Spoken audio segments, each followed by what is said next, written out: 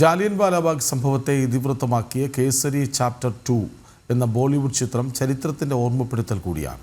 കോൺഗ്രസ് ദേശീയ അധ്യക്ഷൻ ആയിരുന്ന ഏക മലയാളി ചേറ്റൂർ ശങ്കരൻ നായരുടെ ജീവിതം തുറന്നുകാട്ടുന്ന ചിത്രം കൂടിയായ കേസരി ചാപ്റ്റർ 2-ൽ അക്ഷയ് കുമാറും മാധവനും മുഖ്യ കഥാപാത്രങ്ങളാണ്. ഇന്ത്യൻ സ്വാതന്ത്ര്യ സമര ചരിത്രത്തെ വളച്ചൊടിച്ച് രാഷ്ട്രീയ ലാഭം കൊയ്തവരുടെ യഥാർത്ഥ മുഖം പ്രേക്ഷകർക്ക് തിരിച്ചറിയാൻ ഉതകുന്ന ഈ ചിത്രം തിയേറ്ററുകളിൽ എത്തുകയാണ്. വിവരങ്ങളുമായി ഗൗതം അനന്താരായണനൊപ്പം ചേരുന്നു. ഗൗതം, പറയൂ.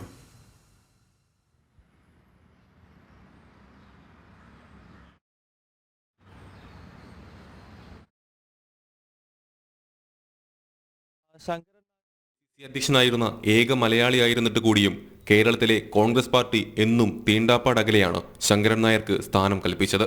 മഹാത്മാഗാന്ധിയുടെ ആശയങ്ങളോട് തനിക്കുള്ള വിയോജിപ്പ് പരസ്യമാക്കുകയും പിന്നീട് ഗാന്ധി ആൻഡ് അനാർക്കി എന്ന പുസ്തകത്തിലൂടെ എതിർപ്പുകൾ തുറന്നു പറഞ്ഞെഴുതുകയും ചെയ്ത സ്വാതന്ത്ര്യസമര സേനാനി. രാഷ്ട്രീയ നേട്ടത്തിനായി സി ശങ്കരൻ നായരെ ഇരുട്ടിൽ നിർത്തി മറ്റൊരു ചരിത്രം പാടിയെങ്കിലും സത്യം മറനീക്കുന്ന കാലം വിദൂരമല്ല. അക്ഷയ് കുമാറും മാധവനും മുഖ്യ കഥാപാത്രങ്ങളായി എത്തുന്ന കരൺ ജോഹർ ചിത്രം കേസരി ചാപ്റ്റർ 2-ലൂടെ ചേറ്റൂർ ശങ്കരൻ നായർ എന്ന ദേശസ്നേഹിയെ പിറന്ന നാട് തിരിച്ചറിയും. ജാലിയൻ വാലാബാഗ് കൂട്ടക്കൊലയുമായി ബന്ധപ്പെട്ട് ചേറ്റൂർ ശങ്കരൻ നായർ ബ്രിട്ടീഷ് കോടതിയിൽ നടത്തിയ നിയമപോരാട്ടങ്ങൾ കേസരി ചാപ്റ്റർ 2 ഉൾപ്പെടുത്തിയത് പൂർവികരോടുള്ള ആദരവ് കൂടിയാണ്. 2022 നവംബറിൽ ചിത്രീകരണം ആരംഭിച്ച ചിത്രം ഈ 18-ന് തിയേറ്ററുകളിലെത്തും. ജനം, ഡൽഹി. ഗൗതം ഈ വാർത്തയുടെ വിശദാംശങ്ങളുമായി ഒപ്പം ചേരുന്നുണ്ട്.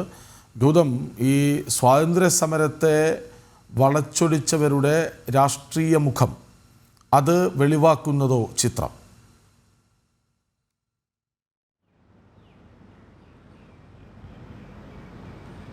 കൃഷ്ണരാജ്, ചേറ്റൂർ ശങ്കരൻ നായർ അദ്ദേഹം ഇന്ത്യൻ നാഷണൽ കോൺഗ്രസിൻ്റെ അഖിലേന്ത്യാ അധ്യക്ഷനായ മലയാളിയാണ്. പക്ഷേ അദ്ദേഹത്തെ പറ്റി കാര്യമായ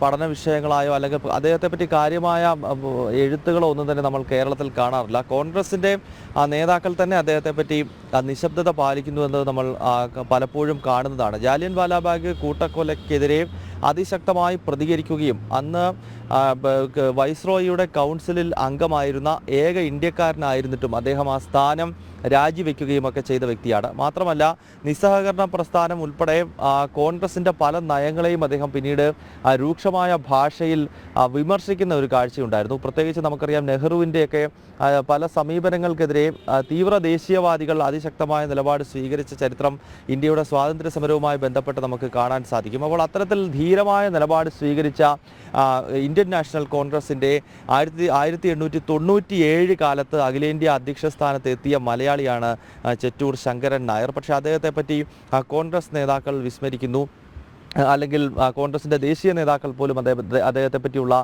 കാര്യങ്ങളൊന്നും തന്നെ എങ്ങും പറയുന്നത് നമ്മൾ കേൾക്കുന്നില്ല. ഏതായാലും ഈ സിനിമ അക്ഷയ് കുമാറും മാധവനും മുഖ്യ കഥാപാത്രങ്ങളാക്കുന്ന ഈ ബോളിവുഡ് സിനിമയുടെ റിലീസ് ഏപ്രിൽ മാസം 18-ാം തീയതിയാണ്. ഏതാണ്ട് ഒരാഴ്ച കഴിഞ്ഞാൽ ഈ സിനിമ റിലീസ് ചെയ്യും. ഇതിൽ ചേറ്റൂർ ശങ്കരൻ നായരുടെ ജീവിത ചരിത്രം ആസ്പദമാക്കിയും ജാലിയൻ വാലാബാഗ് കൂട്ടക്കൊലയുടെ യാഥാർത്ഥ്യം സമൂഹത്തിലേക്ക് വിവരിക്കുന്നതുമാണ് ഈ സിനിമയുടെ ഉള്ളടക്കം എന്നാണ് നമുക്ക് മനസ്സിലാക്കാൻ കഴിയുന്നത്. ഇതിനകം തന്നെ BJP ഉൾപ്പെടെയുള്ള രാഷ്ട്രീയ പാർട്ടികളും ദേശീയ പ്രസ്ഥാനങ്ങളും ഈ സിനിമയെ സ്വാഗതം ചെയ്തുകൊണ്ട് രംഗത്തെത്തിയിട്ടുണ്ട്. ഇതിന് സെൻസർ ബോർഡിൻ്റെ അനുമതി നൽകി. ഒരു കട്ടുമില്ലാതെയാണ് സെൻസർ ബോർഡ് ഈ സിനിമയ്ക്ക് അനുമതി നൽകിയിരിക്കുന്നത് എന്നതുകൂടി ഇതോടൊപ്പം കൂട്ടി വായിക്കണം. ഒപ്പം BJP IT സെല്ലിൻ്റെ മേധാവി അമിത് മാളവിയുടെ ഒരു പ്രതികരണം വളരെ ശ്രദ്ധേയമാണ്. അദ്ദേഹം ചോദിക്കുന്നത്, ഈ സിനിമ റിലീസ് ചെയ്യുന്ന ഘട്ടത്തിൽ പോലും രാഹുൽ ഗാന്ധിയും പ്രിയങ്ക ഗാന്ധിയും ഉൾപ്പെടെയുള്ള നേതാക്കൾ എന്തുകൊണ്ടാണ് ചേറ്റൂർ ശങ്കരൻ നായരെ പറ്റി ഒരു വാക്ക് പോലും പരാമർശിക്കാത്തത്? നിങ്ങൾക്ക് ഇങ്ങനെ ഒരു കോൺഗ്രസ് അധ്യക്ഷൻ, അത് മലയാളിയായ കോൺഗ്രസ് അധ്യക്ഷൻ ഉണ്ടോ എന്നതിനെപ്പറ്റി അറിയുമോ എന്നൊരു ചോദ്യം